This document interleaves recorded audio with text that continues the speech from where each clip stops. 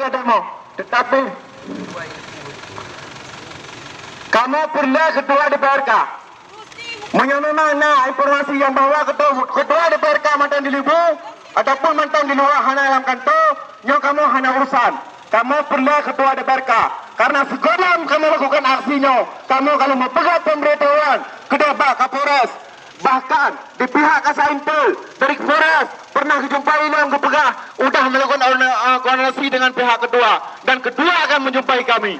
Maka yang lebih perlunya adalah ketua DPRK. Ketua DPRK, alhamdulillah wakil ketua saya memang kacau di tengah-tengah kedanya. Kacau di tengah-tengah kedanya, yaitu Pak Syauki. Tetapi ketua DPRK yang kamu perlu untuk dijumpai kamu, dijemput kamu, nintar kamu dalam untuk lakukan audiensi, menyonyoh anak-anak penuhi, maka kamu sampai malam akan mudam di sini.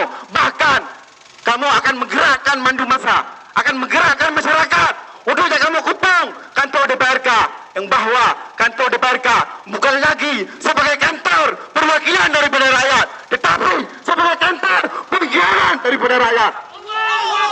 Ini yang kamu perlu.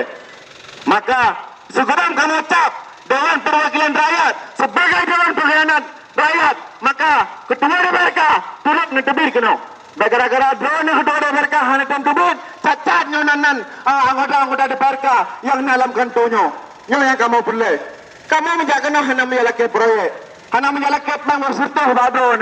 Tetapi yang kamu perlu adalah menjemput kamu untuk kamu lakukan, yaitu kamu tentu aspirasi, kamu pegang masalah aspirasi masyarakat terhadap kebijakan-kebijakan yang dilakukan oleh Bupati Sahanyo. Bagaimana nasib rakyat orang yang dekalan? Masyarakat wadah kena copan BLT alasannya hanya sertifikat vaksin hanjipi. Bansos yang kepala dinas dinsos bahkan dipegat, bahkan tu bagi yang tidak mempunyai sertifikat vaksin tidak kami layani. Ipikilah kan tu ya. Nyota masyarakat, nyota masyarakat. Maka benda depu leong kata-kata DPR yang tak hadir nyoronyo. Long berakan waktu long hinolang kabupaten Birin kan gara-gara gak sago oleh bupati, kan gara-gara gak jauh proyek, kan gara-gara gak jauh berserta dari urung-urung. Tetapi long beri kesempatan kepada DPR. Apakah DPR akan berbuat untuk mensejahterakan rakyat?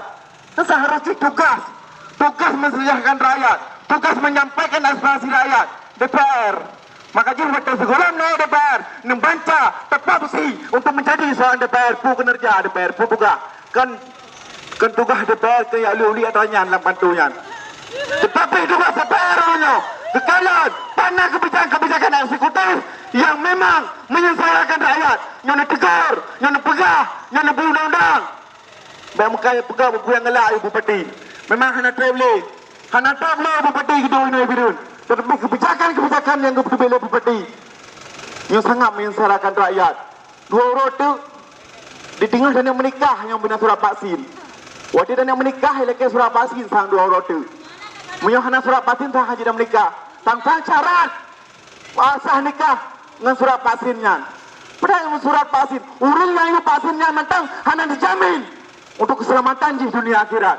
Ulam yang ternyata rubah-rubah undang-undang dan juga pasien terhadap masyarakat juga terlindungi dalam undang-undang. Pasien mempunyai hak sendiri dia dalam melakukan ikhtiar terhadap kesehatan tubuhnya. Begitu juga dengan doktor. Di saat melakukan suntik terhadap masyarakat, di saat yang pertama vaksinasi terhadap masyarakat, terhadap si pasien, dia juga dilindungi oleh undang-undang yang bahawa dia akan konsultasi dengan pasien. Kan mandaya suntik-suntik ju. Tetapi hurufnya bukti na balum, dokumen na balum yang bahawa masyarakat anamen dirubah oleh pihak-pihak terkait untuk dipertamang pasien yang produk Cina yang behat mabus DPR tugas sebenarnya untuk mensejahterakan rakyat, bukan memperkaya Cina yang benar-benar. Maka segera menuju ke DPR mempelajari ini putra tugas-tugas kinerja DPR dan cuma infrastruktur.